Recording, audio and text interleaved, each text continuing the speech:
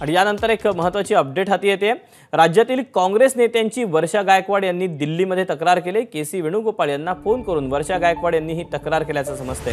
मुंबईच्या जागा वाटपासंदर्भात राज्यातील नेत्यांनी महत्त्वाची भूमिका घेतली नाही असं देखील वर्षा गायकवाड यांचं म्हणणं आहे। तशी त्यांनी नाराजी देखील व्यक्त केलेली आहे।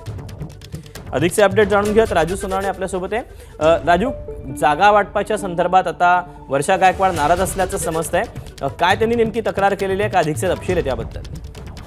दीपक, पाहता आपण महाविकास आघाडीची पत्रकार परिषद झाली। यामध्ये तिन्ही पक्षांच्या जागा वाटपाचे जाहीर करण्यात आलेलं आहे। मात्र तीनही जागांवरती जे आहे ती नाराजी पाहायला मिळते। विशेषतः मुंबईमध्ये सुद्धा नाराजी आहे। वर्षा गायकवाड यांनी या जागा वाटपानंतर जे काँग्रेसचे नेते आहेत दिल्लीमध्ये के.सी. वेणुगोपाल यांना फोन करून आपली नाराजी व्यक्त केलेली आहे आणि कुठेतरी राज्यातले जे काही नेते आहेत काँग्रेसचे ते कमी पडलेले आहे। आपापल्या मतदारसंघातल्या जागा वाटप घेण्यामध्ये त्यांनी बार्गेनिंग केली। मात्र मुंबईतल्या जागा चांगल्या मिळाव्यासाठी कुठल्या प्रकारचा जो आहे तो जास्त प्रयत्न गेलेला नाही। त्यामुळे ही नाराजी त्यांनी के.सी. वेणुगोपाल यांच्याकडे व्यक्त केली पाहायला मिळते। खरं तर राहुल गांधी यांची मुंबईमध्ये यात्रा दाखल झाल्यानंतर धारावीमध्ये प्रचंड प्रतिसाद मिळाला होता।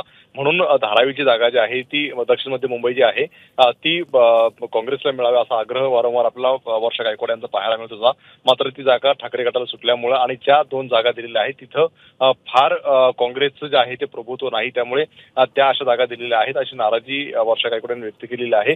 त्यामुळे आता ही नाराजी येत्या संपूर्ण निवडणुकीमध्ये कशी पाहायला मिळते हे पाहणं महत्त्वाचं राहील।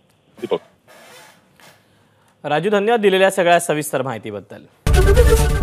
एबीपी माझा, उघडा डोळे बघा नीट।